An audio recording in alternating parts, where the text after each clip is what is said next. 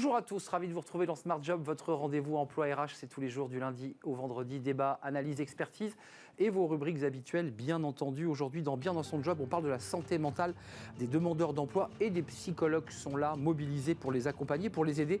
On en parle avec Camille Puech, il est le CEO de Cali Social.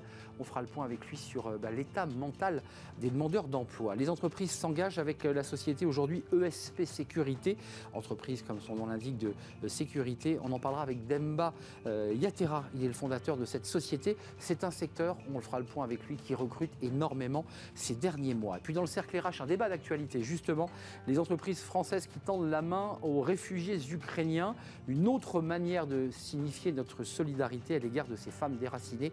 On fera le point, bien sûr, ces dispositifs dans notre débat. Et puis dans Fenêtre sur l'emploi, Thierry Bismuth, à la tête d'Odyssée RH, nous parlera bien des prédictions pour prédire un recrutement. Les astres ou la météo, même combat, s'annonce une chronique coup de poing à la fin de cette émission, une chronique de Thierry Bismuth. Tout de suite, c'est Bien dans son job.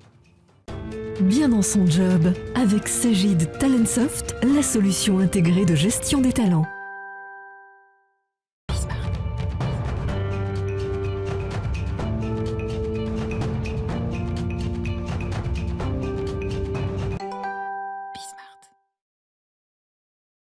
Bien dans son job, on parle aujourd'hui de la santé mentale des demandeurs d'emploi. C'est une situation importante parce que parfois, avant d'accéder à l'entretien, voire même à l'emploi, il faut d'abord se remettre bien dans sa tête et on en parle avec Camille Puech. Bonjour Camille, vous êtes le CEO, le fondateur de Cali Social, société créée en 2008, une trentaine de collaborateurs, mais ça, je dirais, c'est la tour de contrôle. Ce qui est intéressant, c'est tous les acteurs, les professionnels qui sont avec vous, qui sont connectés. En un mot, d'abord, juste d'un mot, en 2008, comment ça vous est venu cette idée de vous dire, on va parler bien sûr des demandeurs d'emploi, c'est le sujet, mais on va accompagner les collaborateurs qui ne se sentent pas bien dès 2008? En fait, bonjour Arnaud déjà. Moi j'ai fait des études de management et en 2008 on faisait de la gestion de crise. On était confronté à une situation de crise humaine et sociale. La crise de 2008, hein? Alors oui, alors tout à fait. Alors c'était pas lié directement, mais bref, j'ai été exposé au sujet et en fait, plutôt que d'aller dans les métiers classiques des écoles de management, moi je me suis interrogé dans le cadre de mon mémoire de fin d'études notamment sur l'impact du bien-être sur la performance des organisations. Et il se trouve que 2008, donc j'ai fait ce sujet-là et après 2009, il y a eu la crise France Télécom Orange. Et puis une chose en entraînant une autre, exactement. Finalement, j'ai identifié qu'il y avait un véritable besoin d'expertise sur la question de la santé au travail, et d'une part, et d'autre part, les entreprises nous ont sollicité pour venir justement les aider à résoudre les problèmes de la santé et particulièrement de la santé mentale, qui est un de nos grands enjeux du XXIe siècle. Ça, c'est Cali Social versus entreprise, accompagner les collaborateurs. Et puis là, vous avez un deuxième pilier, une deuxième jambe, c'est l'accompagnement des demandeurs d'emploi. Vous avez donc une expertise sur ce sujet. C'est quoi la situation aujourd'hui des demandeurs d'emploi et de leur état de santé mentale?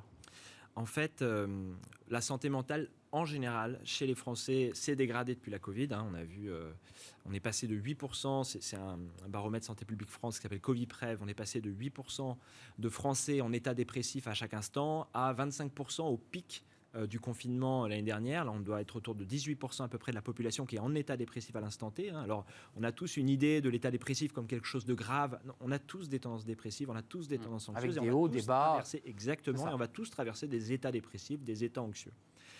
Néanmoins, passer de 8 à 25 et même de 8 à 18% actuellement, l'impact il est énorme. Donc on a un gros travail sur ce sujet. Nous, on est experts de la santé mentale autour du travail.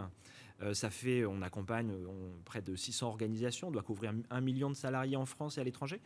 Et là, très récemment, Pôle emploi nous a sollicité sur la question des demandeurs d'emploi, particulièrement les demandeurs d'emploi longue durée. Parce qu'il y a un effet naturel. 2,7 millions environ? Alors en France, actuellement, c'est 2,7 millions effectivement de demandeurs d'emploi longue durée. Longue durée, c'est-à-dire au-delà de la période des 12 mois, des 24 mois? 12 mois, c'est au-delà d'un an. Au-delà d'un an, on considère que c'est longue durée. Ce qui se passe en fait très naturellement, et je pense que n'importe qui peut avoir le projeter sur soi. Vous perdez votre emploi déjà, ça peut avoir un impact sur la confidence, la confiance. La confiance, merci, que vous avez en vous. Le fait de ne pas retrouver immédiatement peut affecter cette confiance et vous faire perdre vos moyens, capacité, à vous sentir en capacité d'adresser le marché de l'emploi. Et en fait, de mauvaise nouvelle en mauvaise nouvelle, on peut vite se retrouver dans une situation où finalement on vient avoir ce qu'on appelle des freins psychologiques au retour à l'emploi. C'est-à-dire qu'il y a de l'emploi, vous avez des capacités, mais il y a des blocages d'ordre psychologique, on va les regrouper sous cette dénomination, qui font que le match ne se fait pas et que les personnes restent en demande d'emploi. Alors, le chômage nu à la santé, ça c'est un vieux sujet parce qu'il y a des études, c'est très documenté. Tout à fait, ouais. 38% des personnes sans emploi évoquent une dégradation de leur état de santé depuis le chômage. Ça vient corroborer ce que vous nous dites. Comment on fait? Parce que vous dites que c'est un état psychologique dégradé. Pour faire large, ce sont des personnes qui n'ont plus le courage ou l'envie ou la confiance d'aller à l'entretien, ne sentent plus la force de reprendre un emploi quotidien. C'est quoi les freins? Alors, ils sont extrêmement nombreux parce que le postulat n'était pas de dire on veut, pour les personnes qui ont perdu confiance en eux, on veut les remotiver. C'est pas ça, c'est simplement d'englober toutes les situations de freins psychologiques au retour du travail. Donc on va avoir des sujets de handicap, adressés ou pas adressés, on va avoir des sujets d'addiction, de toxicologie, on va avoir des sujets d'aide aux aidants. Il y a plein d'éléments qui font que, à un moment, c'est pas simple de retourner à l'emploi. Il suffit pas simplement d'aller à un entretien et puis on constate qu'effectivement vous avez des compétences, on a des besoins, formidable, on fait le match. En France, il y avait énormément d'emplois, de postes à pourvoir, vous avez énormément de demandeurs d'emploi et pourtant ça se fait pas. Et donc ça, l'aspect psychologique, selon vous, est un des éléments du problème. L'aspect, alors ce qu'on va appeler psychologique, disons que la solution psychologique peut résoudre beaucoup de problèmes. Et nous, en fait, ce que l'on fait, c'est un peu ce qu'on fait avec un salarié, c'est que quand quelqu'un rencontre une difficulté, quel que soit l'ordre de sa difficulté, on prend le temps de discuter de la personne, de sa difficulté à lui, de sa perception de la difficulté.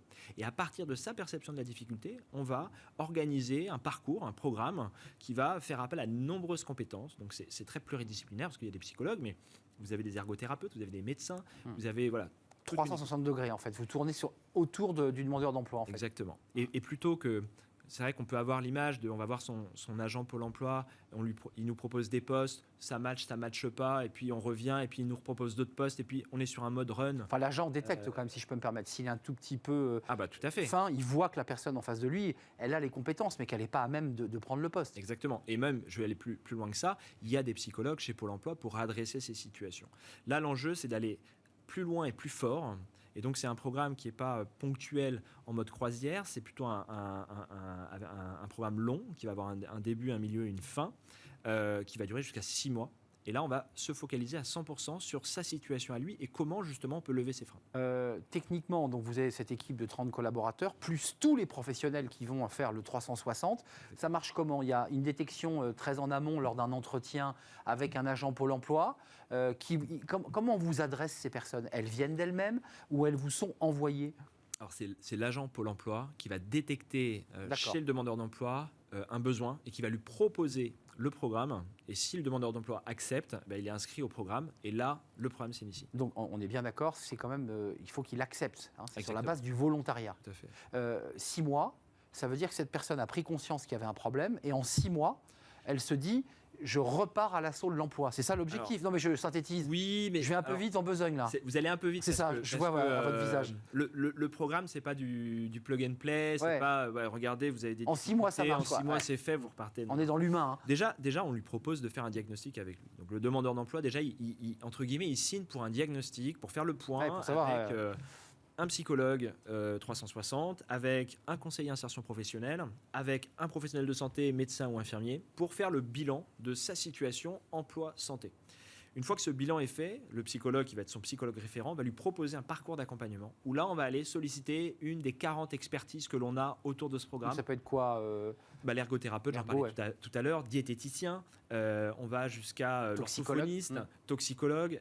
On a un champ de spécialisation extrêmement large. Pour le reconstruire. Pour justement permettre d'offrir à chacun le dispositif qui va répondre à ses attentes. Et on s'aperçoit d'ailleurs que, et ça c'est pas seulement sur notre sujet, mais sur tous les sujets, il y a une méconnaissance d'abord de soi, mais aussi des ressources à sa disposition pour y faire face. Bien sûr. Vous avez beaucoup de gens qui me disent « Mais non, moi des troubles psychosociaux, j'en ai pas. Mais la nuit dernière, j'ai pas pu m'endormir, ou je me suis réveillé, je suis resté éveillé pendant 3 heures à me ressasser tout ce que j'avais à faire le lendemain. » Ça, c'est un trouble psychosocial et ça s'adresse. En fait, il y a des solutions qui existent. Et en même temps, j'allais dire, vous recrutez. C'est-à-dire qu'il y a une telle demande, un tel besoin, puisqu'en fait vous répondez à un besoin, que là, la société Quali Social recrute. Alors, Je dis pas de bêtises. non, et tout à fait, on recrute, on a plus de 15 différents types de postes à pourvoir en ce moment sur le site de Cali Social et sur nos job boards.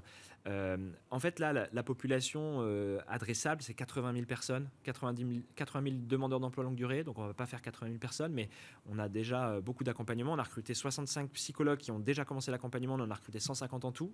On recherche des psychologues pour venir adresser ce sujet. Et puis Cali Social est en croissance, parce que notre métier cœur, notre métier historique, c'est d'accompagner les organisations, et qu'on a d'autres sujets qui font que... Vous êtes toujours dans l'entreprise. Et oui, tout à fait. C'est ça, il faut développer à la fois l'accompagnement des demandeurs d'emploi, mais il faut continuer aussi à adresser les demandes des entreprises. Ouais. Là, vous avez commencé à avoir un tableau de bord pour conclure. Vous avez déjà quelques résultats du travail mené auprès de ces demandeurs d'emploi, de demandeurs d'emploi à la fois qui expriment leur satisfaction, des agents de Pôle emploi qui vous disent j'ai retrouvé quelqu'un qui est reparti, qui est mieux dans sa peau. Alors, le programme a démarré fin février, début mars, dans les premières régions en France. Trop juste. C'est encore trop juste pour avoir le feedback, le retour qualitatif et quantitatif de l'impact de ce programme-là, même si il est extrêmement surveillé. Hein. Le but, c'est le retour au travail, c'est lever les freins psychologiques au retour au travail. Le gouvernement a mis comme axe stratégique la santé mentale et le plein emploi. C'est vrai. Donc nous, on est au mix des deux. Hein. On fait de la santé mentale et là, on fait du retour au travail.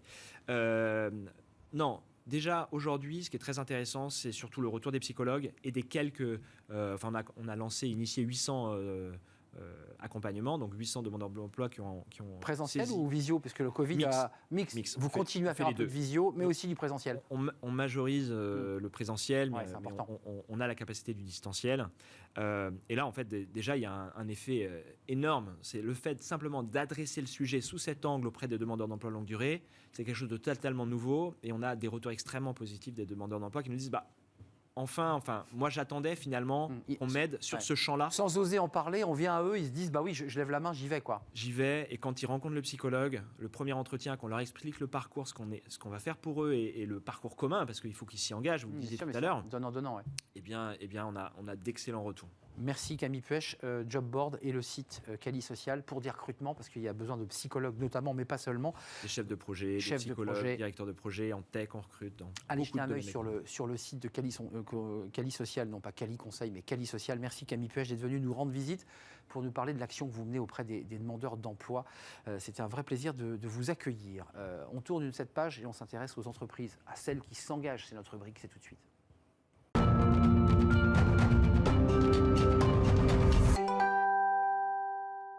Les entreprises s'engagent avec notre partenaire Un Jeune, une solution, cette plateforme qui met en relation l'offre et la demande. On en parle chaque semaine avec une entreprise aujourd'hui, Eurosûreté Protection, entreprise qui s'engage. Et nous avons son fondateur, Demba Yatera. Bonjour Demba. Bonjour. Ravi de vous accueillir. À la tête de cette entreprise, alors elle est basée dans les Yvelines, je ne dis pas de bêtises. Exactement. Le siège social est dans les Yvelines. Montigny-le-Bretonneux, exactement.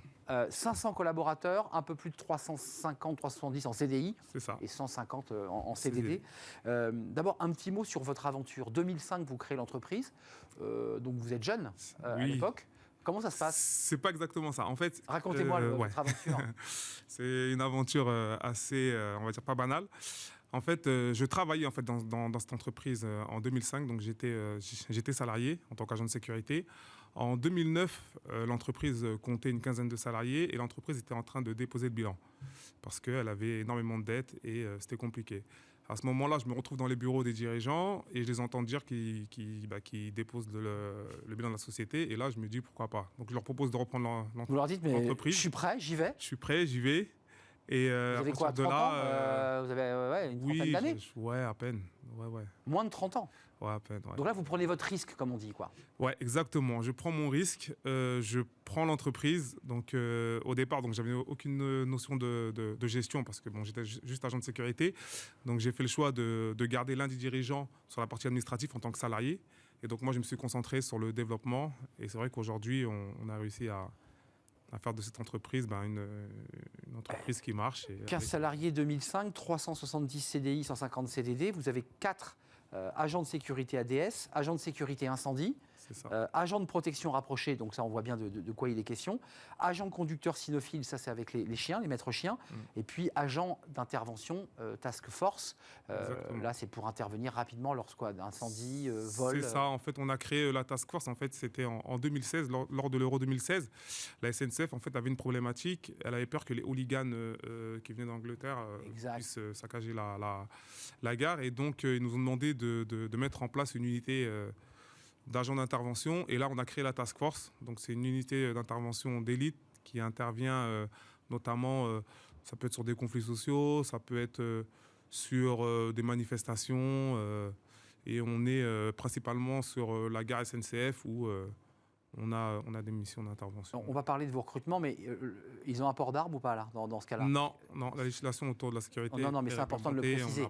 Il y a la police nationale, il y a la sécurité ferroviaire, eux sont autorisés à porter une arme. Nous, on vient en complément en fait. Ce sont des agents de sécurité avant tout, à qui on apporte des formations complémentaires pour qu'ils soient un peu plus aguerris. Donc ils sont sans filet, c'est-à-dire qu'ils sont... ils sont sans filet en première ligne. En première ligne, avec leur personnalité, leur force et leur capacité de persuasion, parce qu'il faut aussi être un peu psychologue. C'est ça, exactement ça. Le recrutement, c'est quoi? Parce que le secteur de la sécurité, pendant le Covid, on a fait des émissions sur ce plateau, où il y avait un besoin mais énorme. C'est-à-dire que tous les grands magasins, la grande distribution, avec le problème des contrôles, des passes sanitaires, des masques, ça a démultiplié. Et en fait, il y avait un vrai problème de recrutement. Et on est encore dedans d'ailleurs. Hein. Ouais, on est toujours dedans. En plus, avec les échéances au niveau des JO et de la Coupe du Monde de rugby, c'est vrai qu'on est vraiment en plein dedans. Après, au niveau du recrutement, il y a différents types de sociétés. Donc, il y a les sociétés qui étaient spécialisées dans l'événementiel, qui, eux, ont perdu gros. Moi, j'en faisais partie, parce que tous les événements se sont annulés au moment du Covid. Et c'est vrai, ceux qui étaient plus sur la partie tertiaire, donc sur des magasins ou sur des sites fixes, là, leur chiffre d'affaires a augmenté. Après, bon, on a quand même réussi à compenser un peu en montant de nouveaux services aussi. Donc. Mais Demba Yatera, concrètement, vous en êtes où du recrutement en ce moment? Est-ce que c'est compliqué? On va avoir un débat juste après vous sur la question des réfugiés ukrainiennes et ukrainiens, mais surtout ukrainiennes. Puis on parlera des réfugiés en général. Certains disent, mais attendez, n'attendons pas que ces personnes réfugiées aient leur papier administratif en règle pour commencer à les embaucher. Enfin, cette question, vous la posez aussi. Vous êtes en difficulté de main-d'œuvre. C'est pas si simple de recruter. Ce sont des métiers difficiles. Hein. Ce sont des métiers difficiles qui n'attirent pas forcément beaucoup de monde parce que ça reste des métiers assez précaires parce que les salaires sont assez bas. Le recrutement est très difficile.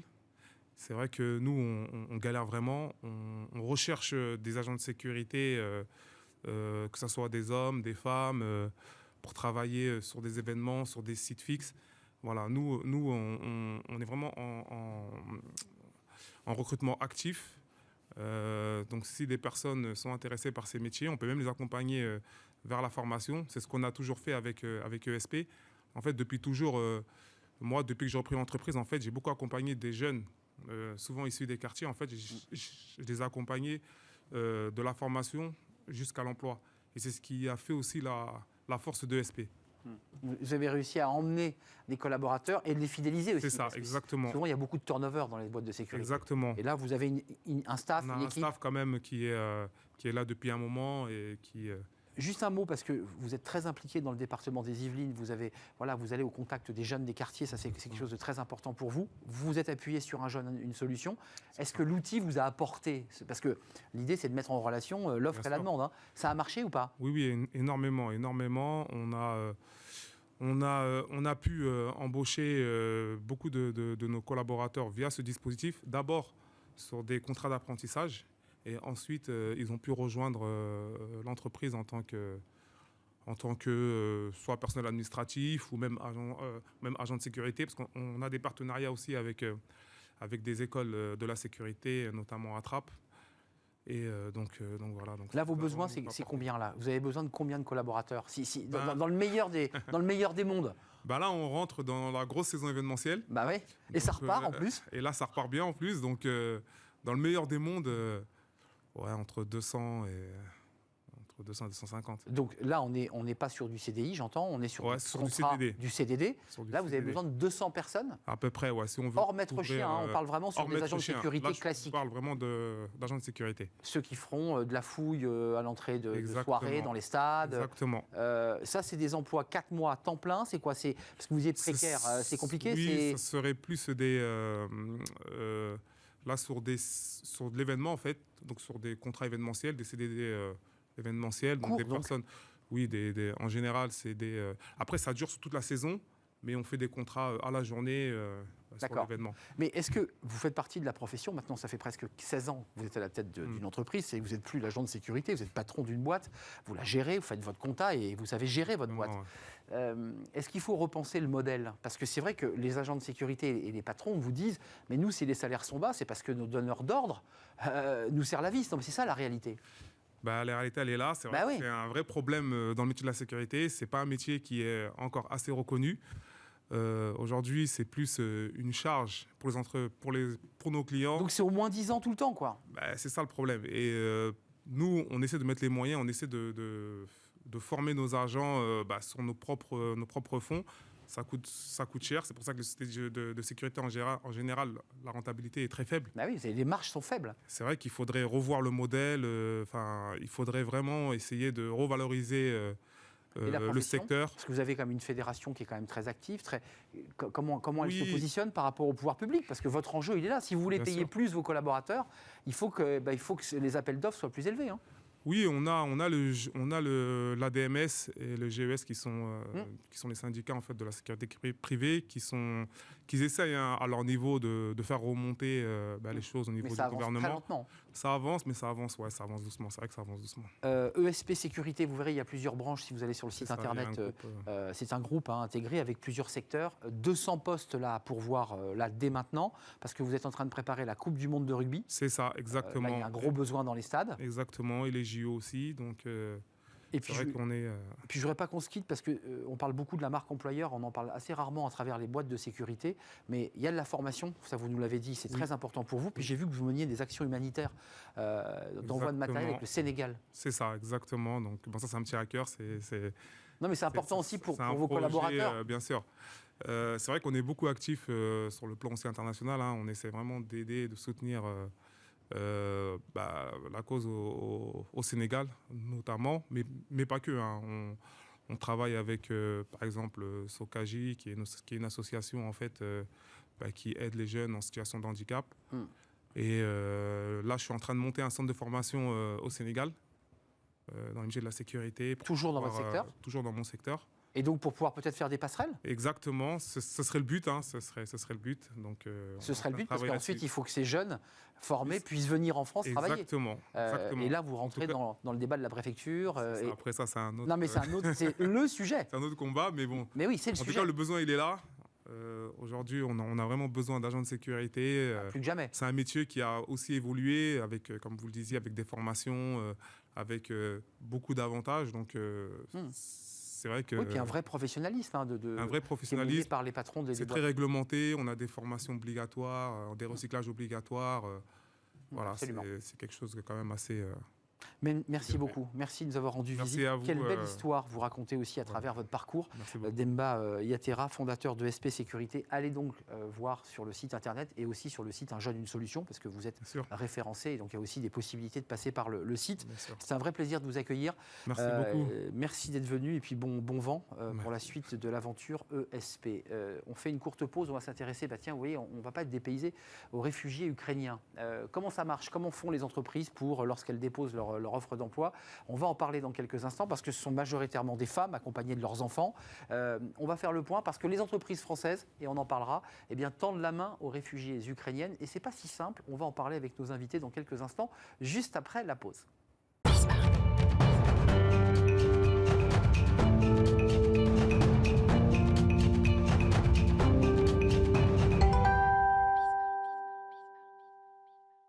fait. Les réfugiés ukrainiens, on en parle aujourd'hui dans le cercle RH, notre débat, et les entreprises françaises qui s'engagent. Alors il y a des chiffres assez fluctuants, on annonçait 600 entreprises engagées, mais il y en a beaucoup plus qui tendent la main dans différents secteurs, notamment des secteurs en tension où il y a besoin de main-d'œuvre.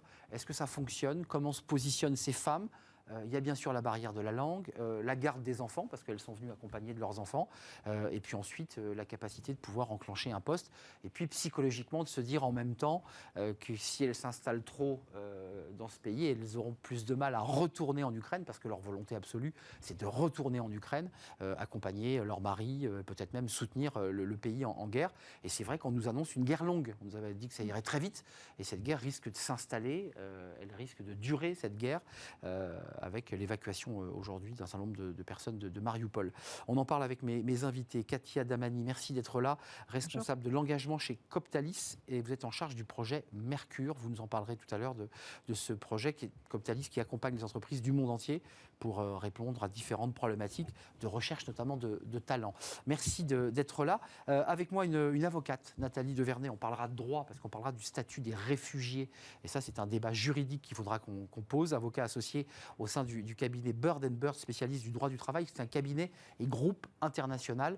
On fera le point avec vous. On ira peut-être au-delà du statut simple des réfugiés ukrainiennes, mais pour parler aussi de la question du travail et des réfugiés en France. En tout cas, merci d'être avec nous. Et puis Sandra Jiquer est là. Bonjour. Bonjour. Sandra, directrice générale adjointe d'Envergure. Envergure qui est une filiale d'Actual, puisqu'on a reçu votre PDG il y a quelques jours sur le plateau. Alors vous êtes la filiale compétences. C'est ça, Compétences, et vous travaillez évidemment sur tous ces sujets, et notamment sur des profils particuliers. Alors vous ne dites pas réfugiés, vous avez un acronyme, les BPT. Les BPT. Les bénéficiaires de la protection temporaire. Voilà. Et vous soulevez aussi ce débat sur la question des réfugiés, avec ce décret possible sur ne pas attendre la fin de ce long parcours administratif pour mettre au travail ces réfugiés. C'est ça l'enjeu. C'est ça l'enjeu, oui. Juste d'un mot, parce qu'on va débattre des réfugiés ukrainiennes. C'est le débat actuel pour les réfugiées ukrainiennes, où elles accèdent plus facilement au travail que, j'allais dire, un réfugié en attente soudanais, érythréen. Elles accèdent tout de suite à l'emploi. Tout de suite à l'emploi. Ça va très très vite. Là, ça va très vite. Oui. D'accord. Donc c'est très différent pour les réfugiés ukrainiennes que pour d'autres réfugiés. Les Afghans ou Syriens, oui, tout à fait. Où c'est beaucoup plus long, parce que là, il y a une procédure très longue. Oui. Commençons par le début. Les entreprises françaises, elles sont combien là aujourd'hui à tendre la main? Parce qu'il y a plein de secteurs, beaucoup de secteurs en tension, l'hôtellerie, la restauration, l'agroalimentaire. Ça marche ou ça marche pas? Mettons les pieds dans le plat. On a des entreprises qui ont dit, nous on est prêts. On est prêts à jouer notre rôle de solidarité. Et j'ai des articles, des papiers, alors peut-être vous allez me contredire, mais qui expliquent quand même que c'est pas si simple. J'ai le groupe Adecco, par exemple, qui dit nous, on a ouvert très très grand le champ des offres. On a eu finalement très très peu de candidats. Alors, je pense qu'il y a déjà un temps de positionnement des familles qui arrivent. Les femmes, elles arrivent, elles ont un petit peu de temps, elles ont besoin de prendre du temps pour se poser. On est quand même dans une situation plus facile puisqu'elles sont accueillies généralement dans des familles d'accueil. Donc la question du logement ne se pose pas, qui n'est pas la même chose pour les BPI, les bénéficiaires de la protection internationale. Et du coup, elles prennent le temps un peu de cette phase de décompensation après le parcours, le choc et l'arrivée, et le temps de s'organiser aussi un petit peu, de savoir comment elles vont par la suite accéder, se poser la question de l'emploi après. Mais il y a d'abord une certaine phase de pause. Donc vous nous dites, on est dans cette phase? On ne l'est plus vraiment. Alors, il y en a qui arrivent toujours, donc forcément, il y a une certaine phase qui est là. Et effectivement, il y en a qui sont tout de suite envie de s'intégrer et de rentrer dans l'emploi tout de suite. Il y a une volonté de travailler, de s'adapter, de s'insérer, d'apprendre la langue. Absolument, d'apprendre la langue très rapide. Nous, on a déjà lancé des cours de français. On sent que les mairies s'organisent pour donner des cours de français. Les femmes veulent apprendre la langue parce qu'elles savent que c'est un des outils fondamentaux pour pouvoir intégrer après un emploi et puis surtout communiquer avec les personnes qui sont autour d'eux. Sandra Jiquer, c'est votre spécialité, vous êtes la directrice générale adjointe, c'est ça votre spécialité, c'est d'accompagner ces profils un peu particuliers, dont ces femmes ukrainiennes. Tout à fait, c'est de les identifier. Donc dans un premier temps, on a décidé de créer un numéro de téléphone unique et un formulaire ukrainien-français pour qu'ils puissent s'identifier. Sur votre site, c'est écrit en ukrainien. Tout à fait, oui, sur notre site, c'est écrit en ukrainien. Et l'idée, c'est d'aller très vite dans la mise en relation avec les entreprises. Après les avoir évaluées sur leurs intérêts, leurs motivations, capacité à pouvoir prendre un emploi très rapidement. Et on a des résultats qui vont très vite. La semaine dernière, on a reçu une 20aine de personnes. On en a au moins 10 en emploi déjà. Dans des secteurs, j'ai vu, il y a l'agroalimentaire, les cuisines, c'est ça les secteurs où les femmes s'impliquent? Cuisine, hôtellerie, industrie. Pour l'instant, c'est ces secteurs-là qui ressortent. Mais elles ont excusez-moi, elles vont entrer en emploi. J'imagine que le chef d'entreprise qui dit « moi je suis prêt à accueillir des réfugiés ukrainiennes », il y a la barrière de la langue. Comment elle s'organise? Alors c'est justement pas le premier frein, contrairement à ce qu'on peut croire. C'est un frein, mais pas le premier. Le premier frein, c'est plutôt la mobilité. Donc travailler la mobilité géographique entre leur lieu d'hébergement et le lieu de prise de poste. Clairement. Donc là, les entreprises s'engagent réellement en mettant en place des systèmes de covoiturage pour pouvoir intégrer ces Ukrainiennes dans leurs usines ou en fonction des différents postes de travail, et encouragent les salariés de ces entreprises via différents principes pour pouvoir faire du covoiturage et récupérer ces Ukrainiennes. J'ai retrouvé cette phrase de Jean-Louis Bourlange au tout début de l'arrivée de ces réfugiés ukrainiennes, très peu d'hommes, il faut le dire, puisque les hommes sont au combat, ils sont très minoritaires, qui disait que c'est une très bonne immigration, une immigration de qualité. Ça avait suscité un grand débat, puisqu'il y voyait derrière ça, ce député européen du MoDem, l'idée qu'on allait bénéficier d'une, je mets des guillemets, mais d'une main-d'œuvre bon marché qualifiée, et que la France en avait besoin. Je suis cynique là en disant ça, puis je vais donner la parole à une avocate, mais il y a du cynisme chez Jean-Louis Bourlange ou pas? Ou il y a une forme de pragmatisme et de réalité? Alors, nous, en ce qui nous concerne, on est nous-mêmes, Coptalis, on a fait le choix d'accueillir chez nous une personne réfugiée ukrainienne. Elle est payée comme tout le monde, au même niveau. On a évalué ses compétences, on a vu que ça rentrait dans notre activité, donc elle est mise en ESN chez nous.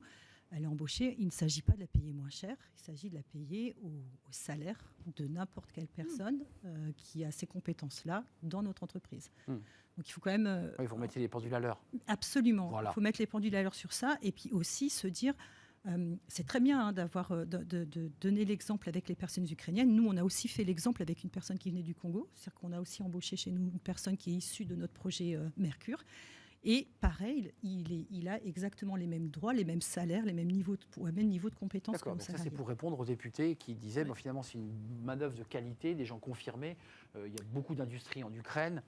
On travaille la terre, c'est un pays très agricole. Enfin, c'est un pays très moderne. Vous êtes d'accord avec ça? Il y a du cynisme. Et Nathalie Deverny. Oui, et des parcours non linéaires. C'est-à-dire que c'est des personnes qui ont déjà eu plusieurs emplois, plusieurs métiers, une vraie capacité d'adaptation et une envie de travailler. Et une envie de travailler. Vraiment. Juste un mot, parce que là, je vous donne la parole. Ça fait 2 fois que je vous retire la parole. Il y a un désir financier ou c'est un désir de reprendre aussi un peu pied avec la vie? Parce qu'il y a le débat financier, mais en même temps, ils gardent des liens très forts avec leur famille en Ukraine. La raison qui les motive en premier, c'est quoi? Culturellement, on ne reçoit pas en Ukraine une aide sans rien faire. Donc ils arrivent déjà sur le territoire français, ils ont potentiellement une aide qu'ils reçoivent. Et donc c'est... l'envie de s'intégrer rapidement, l'envie de comprendre. C'est des personnes qui ont de très bons niveaux d'études. Donc c'est une valeur travail très forte. Certaines parlent l'anglais très bien. Et c'est vrai que la première volonté qu'elles ont, c'est non pas de se dire je vais commencer un travail et je vais rester en France, mais c'est se dire voilà, je suis dans un pays, je sais que ça peut durer longtemps, donc je me mets à travailler. Rester en mouvement, rester en contact avec le travail. Absolument, et puis s'intégrer et rencontrer aussi des gens de français et de créer des liens aussi. Oui, j'ai vu des reportages où ces femmes disaient que c'était important aussi d'avoir, entre guillemets, au-delà du drame qu'elles traversent, vivre cette aventure dans un nouveau pays, apprendre une langue. C'est une opportunité. Et c'est presque une opportunité que certaines prennent. Comment ça se passe côté droit? Parce que là, on entend que l'accès au travail se fait très facilement, qu'il n'y a pas de frein administratif. Il se fait facilement depuis un mois. Je pense qu'il faut aussi rappeler que le décret du 1er avril est vraiment venu accélérer l'accès au marché de l'emploi. Il était attendu, ce décret. Il était attendu, il est peut-être intervenu un peu tard. Certains de nos voisins européens ont mis plutôt sur le devant des facilités d'accès à des autorisations de travail jusqu'au 1er avril, avec toute la bonne volonté du monde en tant qu'employeur français. Malgré le statut de bénéficiaire de la protection temporaire, vous aviez besoin de demander une autorisation de travail. Ce qui a sûrement, je pense, freiné, et je pense que vous ne me contredirez pas sur ces... Là, c'est autorisation temporaire, on est d'accord. Une autorisation temporaire, mais qui donne automatiquement, depuis le 1er avril, le droit de travailler sur le territoire français. Exclusivement, qu'on se le redise, parce que c'est un vrai sujet qu'on a eu sur ce plateau, exclusivement pour les personnes de nationalité ukrainienne, pouvant justifier de leur nationalité ukrainienne. Nationalité ukrainienne ou qui résidaient en Ukraine sous un régime légal, c'est-à-dire qui étaient titulaires d'un permis de séjour ukrainien avant le 24 février 2022. Donc ça, c'est un accélérateur, on est bien d'accord, qui permet aux chefs d'entreprise de pouvoir accueillir dans des conditions légales les salariés. Alors, il y avait un exemple d'un groupe toulousain de restauration qui s'appelle New Rest, qui travaille partout en France et sur des sites aéroportuaires et qui dit qu'il a besoin de main-d'œuvre et qu'il est très ouvert à faire venir des femmes ukrainiennes ou des hommes. Et puis, au même moment, il y a le site ADECO, Job for Ukraine, qui depuis le 16 mars, bon, c'est une très grosse entreprise, elle dit c'est vrai que notre initiative n'a pas fait florès, je la cite, plateforme gratuite en anglais, en ukrainien et en français, et pour l'instant ils enregistrent que 2300 inscriptions de candidats. Donc ADECO dit, voilà, on avait une espèce d'énergie, d'initiative incroyable. Alors c'est peut-être, et ça revient à votre procédure, la manière dont on accompagne ces personnes, peut-être, non ? Il y a un principe d'accompagnement, puis il y a aussi un principe d'aller vers et d'être dans l'action. Là, on voit qu'il y a des établissements comme des centres VVF qui sont réquisitionnés pour héberger des Ukrainiens. Les équipes envergure vont dans les centres VVF pour recevoir les Ukrainiens. C'est ce que j'allais vous demander. Et la différence, vous allez au contact, en fait. On va Absolument. au contact. C'est ça, aller au plus près de ces femmes. Il faut aller au contact des personnes. Nous, ça marche essentiellement par réseau. Des réseaux parce que les personnes étaient dans des réseaux qu'on a accueillis, donc on le sait, on va voir les associations qui sont en lien avec les personnes ukrainiennes qui sont présentes. Il y a aussi les mairies qui accueillent et qui font un travail formidable d'accueil des personnes réfugiées dans leur mairie, en organisant des cours de français, l'ouverture des actions sociales ou des actions pour les enfants. Voilà, il y a des choses qui se font très bien. Il faut aller vers eux parce que c'est pas eux, ils arrivent, ils connaissent pas les réseaux, ils peuvent pas savoir où ils doivent s'adresser pour pouvoir. Au-delà de l'action que vous menez, qui est vraiment très très innovante, le point d'entrée, c'est bien les préfectures. On est d'accord, hein, Oui, absolument. c'est bien pour donner de l'information pratique Absolument. aux chefs d'entreprise, c'est les préfectures qui, sur le plan du logement, de l'emploi et je dirais de l'accueil social, prennent en charge les demandes, non Oui, Nathalie. Oui, la demande d'autorisation provisoire se fait en préfecture, sur rendez-vous et de façon assez rapide. On a des délais de 2 à 3 semaines en ce moment, ce qui est relativement rapide par rapport à une procédure classique. Très rapide. Oui. Alors oui, c'est vrai. Alors après, il y a quand même des démarches supplémentaires qui peuvent être prises en charge après. Il faut avoir en tête que l'APL, l'aide au logement, elle n'est pas faite par la préfecture. Hein. Donc il faut que ça soit après mis en place par, alors souvent les familles d'accueil aident à ce que les démarches soient faites. Et c'est vrai qu'elles ont une très grosse responsabilité, ces familles d'accueil, quand ont les personnes qui arrivent chez elles. Sandra Guiquer, on sait la répartition des logements, parce que vous évoquiez l'idée de la mobilité, c'est-à-dire on n'a pas de voiture. Les transports en commun, c'est pas toujours simple, on ne connaît pas bien la langue. Il y a aussi la question du logement. Beaucoup sont accueillis dans des familles d'accueil, d'autres ont même des appartements qui sont mis à disposition par des gens qui sont généreux et qui laissent l'appartement. Ça se répartit comment ? Parfois, il y a des centres sociaux. Comment ça se passe ? Vous avez des chiffres là-dessus ? On a 3 grands pôles. On a Nice, sur le secteur de la région PACA. On a la région de l'Est avec Strasbourg et la région parisienne. C'est vraiment les 3 grands points où on peut retrouver la majorité des Ukrainiens. Après, non. On n'a pas de données. Il y a encore un. C'est atomisé. C'est atomisé, c'est non maîtrisé à ce jour. Combien de personnes là sont recensées ? 70 000. 70 000.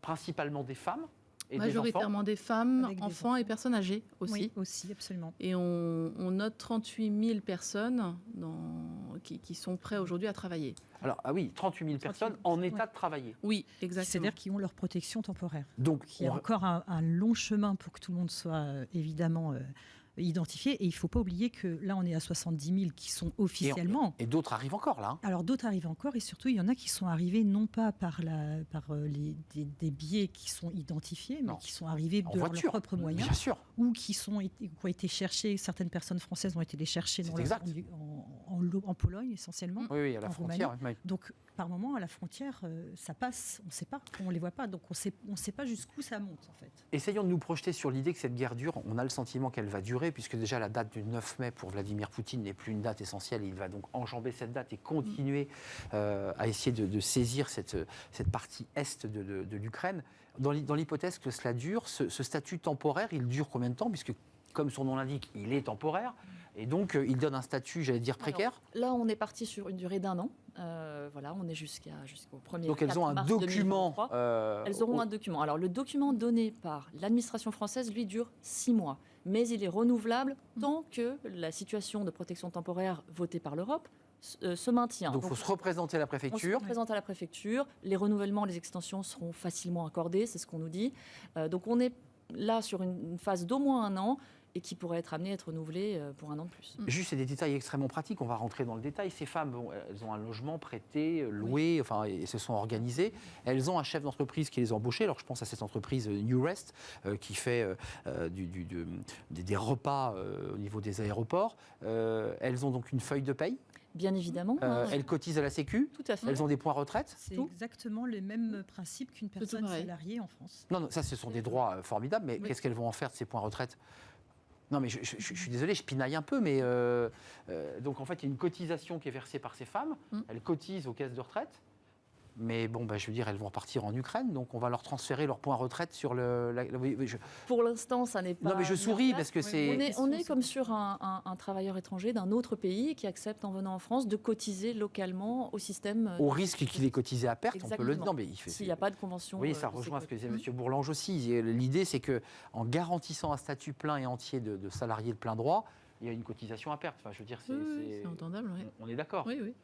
La suite de votre démarche, parce que là, vous avez un accueil, vous allez les chercher physiquement, Oui. vous leur expliquez avec des traducteurs, j'imagine. Tout à fait. On a une équipe, on a une plateforme téléphonique avec des Ukrainiens qui répondent en ukrainien pour le coup. Ils parlent français. Ça progresse les appels. Enfin, vous avez de plus. On est très surpris parce que on n'a pas communiqué à ce jour notre numéro de téléphone et qu'on l'a communiqué. Donc le bouche à oreille, quoi. Le bouche à oreille. Ça marche en bouche à oreille beaucoup aussi. Beaucoup. C'est très très Donc, communautaire. appelle ce numéro. Ils tu appellent ce verras numéro, ils tombent sur une personne qui va l'identifier, votre métier, votre secteur. positionner immédiatement un rendez-vous avec un conseiller envergure. Ils seront reçus sous 7 jours maximum. Il y a un entretien individuel qui se fait, une évaluation des intérêts professionnels, accompagné par un traducteur si besoin, et derrière une mise en relation. Et Coptalis fait la même chose. Absolument, mais nous, on n'est que dans les Hauts-de-France. Que dans les Hauts-de-France. Ouais, On n'a pas précisé votre région, c'est bien nous, les on est Hauts-de-France. dans les Hauts-de-France. Il y a métropole lilloise. Beaucoup de réfugiés, parce qu'on évoquait les 3 régions, là, Nice, Paris et Strasbourg. Hauts-de-France aussi. On en a eu beaucoup qui sont arrivés. Je sais que nous, on a aidé beaucoup de personnes sur la recherche de familles d'accueil et aussi sur l'arrivée en France. On était à peu près à 600 personnes qu'on a pu aider. On aide aussi sur certains pays d'Europe qui ont fait le lien entre le pays Pologne ou Roumanie vers des villes d'Europe, puisque nous, on est une structure internationale, donc on en profite pour aider aussi à l'international. Mais c'est vrai que chez nous, on peut déjà compter auprès de notre structure. On a en tout cas aidé à arriver à peu près 600 personnes. Sur l'accueil à l'emploi, ça prend un peu plus de temps. C'est-à-dire qu'elles se posent, elles sont beaucoup moins... Non, on entend ce que vous dites. C'est-à-dire qu'une fois qu'on a quitté une zone de guerre, qu'on a traversé l'Europe en bus, en car, en voiture, on a quand même avant tout besoin de poser sa valise, réfléchir à ce que l'on vit, pouvoir joindre ses proches ou son mari qui est sur place pour s'assurer qu'il est vivant. Et peut-être ensuite, en termes de subsistance, imaginons qu'elle n'aille pas chercher un emploi, elle bénéficie d'une aide de combien ? D'une allocation qui est de 6,80 € par jour à ce jour. Ça, c'est ce que touchent les réfugiés selon la classiques. composition familiale. Voilà, ça c'est pour une personne individuelle. Ensuite, en fonction du nombre de familles dans le foyer, vous avez un complément d'allocation. Donc 6 € par jour, ça fait combien par mois ? On va être sur 250-300 € par mois. D'accord, c'est vraiment pour subvenir, subvenir. Au minimum. D'où l'importance pour elles, pour des familles plus modestes peut-être, de reprendre un emploi pour compléter les revenus, puisque complètement. il y a quand même les soins de l'enfant, il y a l'école, il y a les fournitures. Comment on fait là ? Alors les soins de l'enfant, il faut savoir que normalement c'est pris en charge directement. Elles ont le droit aussi à la sécurité sociale comme tout le monde. D'accord. Et aussi à la mutuelle complémentaire, me semble. Donc du coup, pour ça, et puis on voit que les médecins s'engagent aussi. C'est-à-dire que ce n'est pas uniquement les entreprises qui s'engagent, c'est tous les services aux personnes réfugiées qui s'engagent en fait finalement. Bien sûr. Ça va des associations pour les enfants, ça va des crèches pour les enfants aussi. D'ailleurs, on parlait de la question de la garde.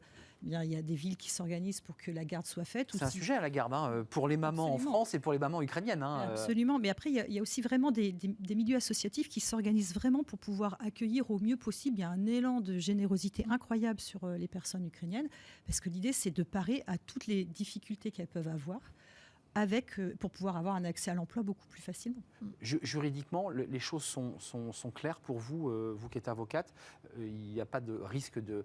j'ai vu qu'en Belgique, alors je cite la Belgique, la France, je n'ai pas vu de cas, mais d'utilisation de travail dissimulé, de femmes non déclarées, utilisant une main-d'œuvre sans contrat, là en l'occurrence, sans cotisation. Le risque existe toujours. Il y a ce risque. Avec cette nationalité-là, comme avec les autres. Ouais.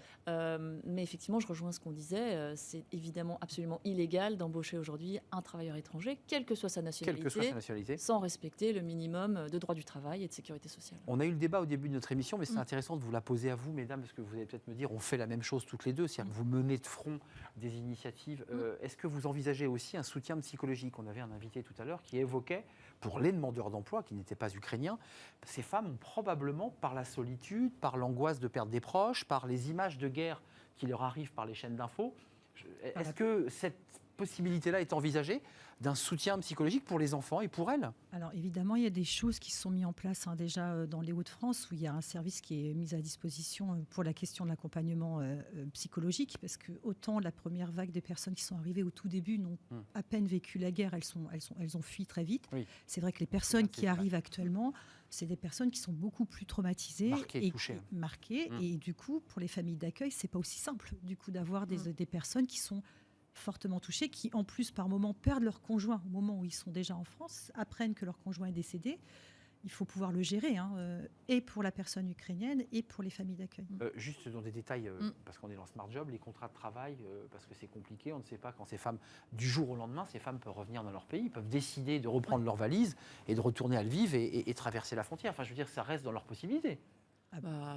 Comme tout salarié. Comme toute personne. Non, j'entends, mais dans l'idée qu'un employeur qui les recrute se dit j'ai besoin de 30 personnes. D'un coup, si 15 personnes disent nous on repart en Ukraine parce que notre président veut qu'on rentre, c'est compliqué. C'est là où justement le groupe Actuel joue toute sa carte avec cette flexibilité au niveau de l'emploi et sur la partie psychologique. On a les A2I, l'intérim d'insertion, qui accompagnent sur ces sujets-là. Donc le dispositif est vraiment complet et avec une vraie flexibilité.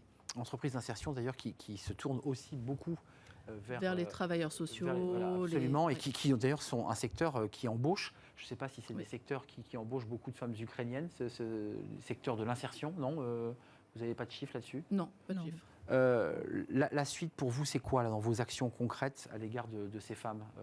C'est continuer à les rencontrer, de les faire venir dans vos structures, c'est ça l'objectif ? L'objectif, c'est ça, c'est leur donner vraiment l'opportunité de pouvoir accéder à un travail si elles le souhaitent, de faire un accompagnement le plus complet possible.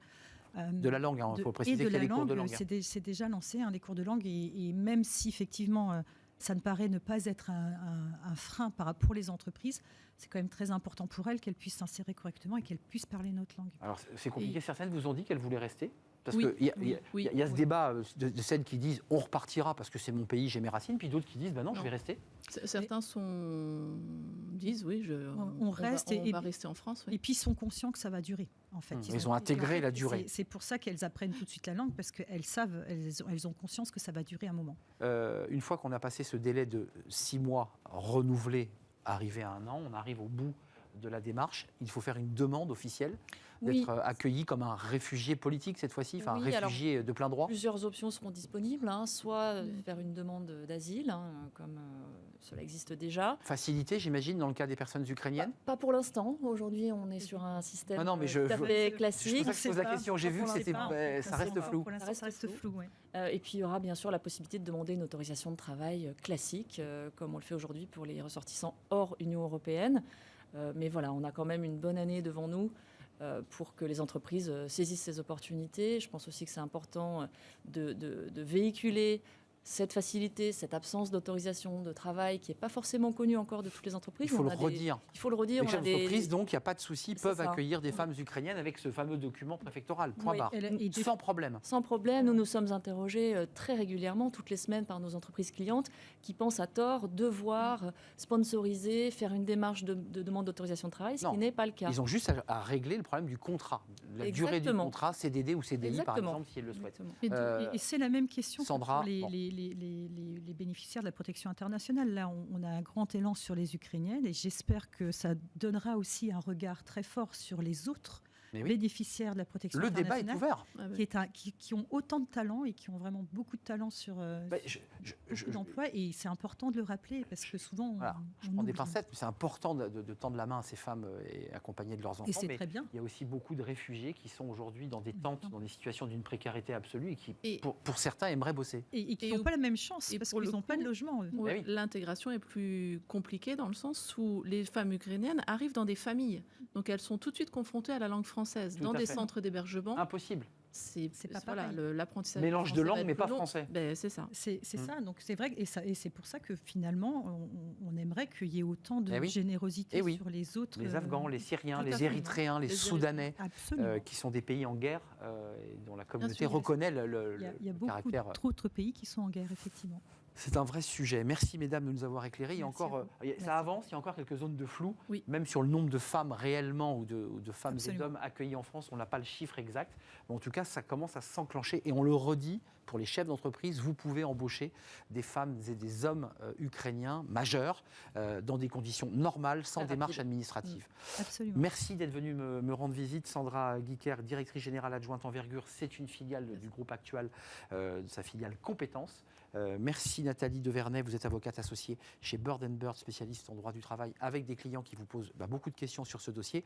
Et merci à Katia Damani, Merci à les vous. Hauts-de-France, responsable de l'engagement chez Coptalis, en charge notamment du projet Mercure et notamment de l'accompagnement de ces femmes vers le marché de l'emploi. Merci à vous trois. On termine notre émission avec Fenêtre sur l'emploi et Thierry Bismuth qui va nous parler. Alors là, on revient sur le recrutement avec toutes les méthodes un peu charlatanesques de recrutement en allant quasiment de voir dans une boule de cristal. Il va tout nous raconter.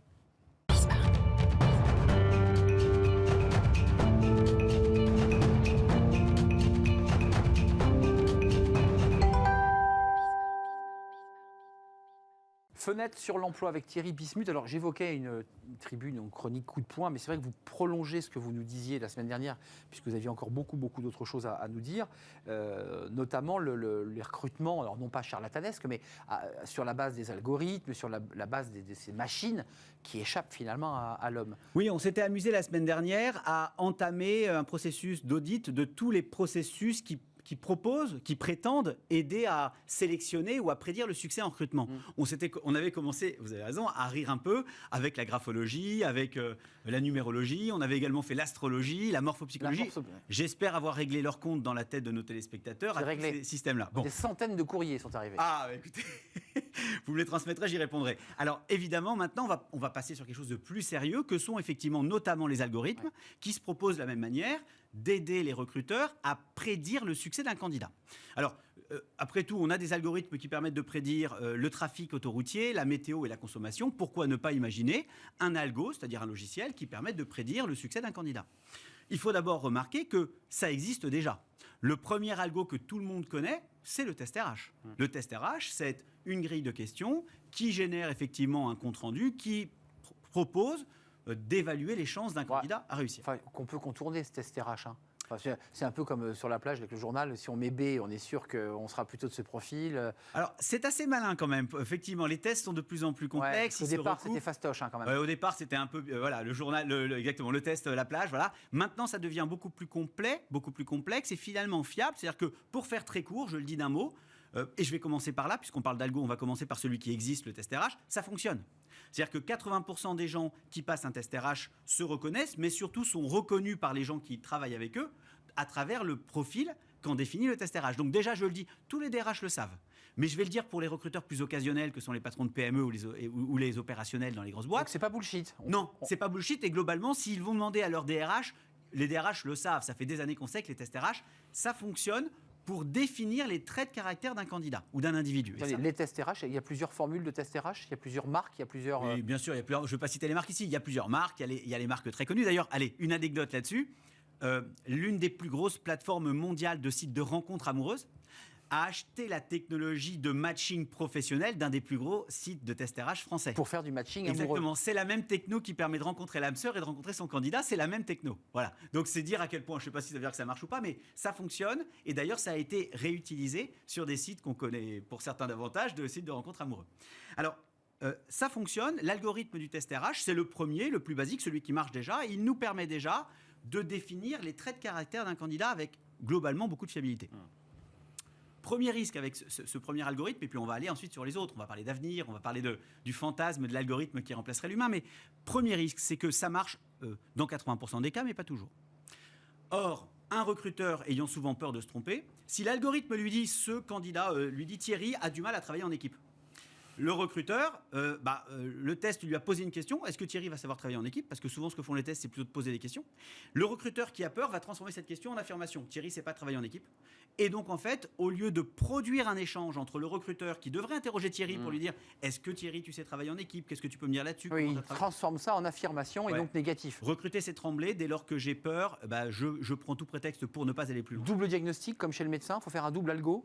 Or, en général, il faut déjà se faire une opinion sur un candidat et une fois qu'on s'est fait une opinion, la recroiser avec ce que dit le test. On préconise toujours de ne commence par l'humain, puis vers le test. Exactement. Le test, il va permettre de contredire nos a priori ou de les conforter et surtout, il va être prétexte au deuxième entretien où en fait, tout ce que pense détecter le test RH va servir à alimenter en question le deuxième entretien. La vérité, c'est que pour la plupart des recruteurs occasionnels qui recrutent peu et qui ont peur, ça ne pose pas de questions, ça crée des affirmations et donc du coup, ils refusent de recruter. Donc le premier risque de l'algorithme de base qui est le test RH, c'est ça. Le deuxième risque, il est que finalement, un test RH, ça donne des traits de caractère.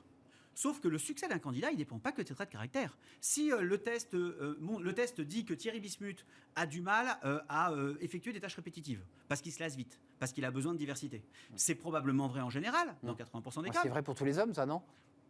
Je ne sais pas si c'est pour tous les hommes avec un grand H. Alors, non, mais je veux dire, tous les êtres humains, enfin, la tâche répétitive, oui, mais je sais pas. Enfin, le test, il va quand même poser la question. Il va quand même dire, est-ce que lui, il n'est pas un peu plus quand même. Un peu plus que les autres, d'accord. Sauf que il a dit ça de Thierry en valeur absolue. Il ne dit pas que Thierry va se lasser dans ce poste. Si le test dit que Thierry ne supporte pas le management, est-ce qu'il ne va pas, au contraire, accepter le management de ce manager? Donc, le problème du test RH, c'est qu'il donne des généralités et qu'en vérité, c'est trop gros traits, en fait. Il ne dit rien de l'écosystème dans lequel on va intégrer le candidat. Il ne sait rien dire de l'extérieur. Sur ce point-là, le test est borgne, puisqu'il évalue un individu et pas un individu dans son écosystème. Bien sûr. Deuxième élément très, très embêtant sur le test RH qui est l'algorithme, mais ça va nous permettre d'aller sur le deuxième sujet ensuite, c'est que le test RH ne dit rien sur l'avenir. Le test RH ne sait pas que je suis en train de flirter sur le fameux site de rencontre avec peut-être une fille qui, à 500 km de là, va me proposer dans 1 mois, dans 2 mois, dans 3 mois de la rejoindre à Bordeaux. Et que je vais partir. Ou que peut-être je suis en train de chercher un appartement à l'autre bout de la ville qui va me décider probablement dans quelques mois à me rapprocher. Ou encore que je suis en train de finir sur LinkedIn une formation que je vais avoir qui va me permettre de changer de métier. Donc le test, il ne dit rien de l'avenir. Or, il y a des outils qui permettent de le faire. Si je regarde bien. Du prédictif. Oui, le prédictif, c'est qui? C'est les GAFAM. Google sait que je cherche tous les jours sur SoLoger ou ailleurs un appartement. LinkedIn sait que je suis en train de suivre chez eux une formation. Et peut-être que Facebook sait que je suis en train de chatter tous les jours avec quelqu'un, une jeune fille par exemple, ou une fille, avec laquelle je chattais une fois par mois, puis une fois par semaine, puis aujourd'hui tous les jours. C'est redoutable. Et donc l'algorithme, s'il a lieu, et il pose des questions éthiques et morales, mais s'il existe, il sera plutôt le fait de ceux qui peuvent prédire l'avenir, parce que c'est en dehors de l'entreprise et en dehors de la personnalité du candidat que se font les clés de succès à un poste. Elles se font dans son écosystème et dans sa vie à venir, que seuls les grands GAFAM, notamment demain, pourront prédire. Un recruteur humain, Odyssée RH en particulier, fait pas mieux non plus. Vous n'allez pas demander à votre candidat, alors tu t'es tombé amoureux d'une fille à Bordeaux, c'est pas possible. Évidemment. Et d'ailleurs, je fais, si j'osais, moins bien, puisque moi, je serais incapable de détecter ça, alors que Google pourra le faire demain. Je dis Google ou tous les autres. Donc ça veut dire qu'en réunissant les GAFAM, on peut être dans du prédictif. On en rêve tous. Bien sûr, ça pose des questions morales, éthiques et légales. Terrible. Mais on rêve tous, on n'ose pas rêver d'un outil qui nous permettrait d'avoir un tableau de bord qui nous permette de définir avec quelle chance le candidat, dans son avenir personnel par exemple, pourrait rester ou pas dans l'entreprise. Merci Thierry Bismuth avec une chronique qui n'était pas coup de poing, qui était très modérée et très instructive, comme à chaque fois. Thierry Bismuth, fondateur d'Odyssée RH, merci d'être venu nous rendre visite. L'émission est terminée. Je vous retrouve demain, bien entendu, pour de nouvelles aventures. Merci à toute l'équipe, merci à Romain Luc pour la réalisation, merci à Samantha pour le son, merci à Fanny Griesmer, merci à Lily et merci à Carla pour l'accueil invité. C'était un vrai plaisir. Portez-vous bien, mais je serai là demain. Bye bye.